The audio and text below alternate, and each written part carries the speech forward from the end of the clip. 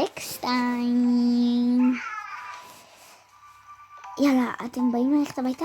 את צריכה לעבור עוד 3, 5, 10 בדיקות. 10, לאן עפת? אין ברירה. ואז את משוחררת. וואי, כן, אין בעיה. אני צריכה לקחת את התינוקת שלך לעוד כמה בדיקות, כן? כדי לבדוק אם היא אלרגית או יש לה בעיות. אין בעיה. אבל את יכולה לנוח איתה, כן? אוקיי. בואי ניקח אותך מתוקנת. יואו, איפה סבטלנה?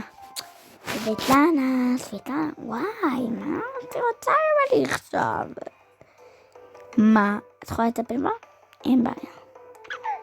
תעשי לה בדיקות, תבדקי שהיא לא יודע. אין בעיה, אחותי, הכל בשבילך. וואי, תודה. משהו מתיקונת שלי.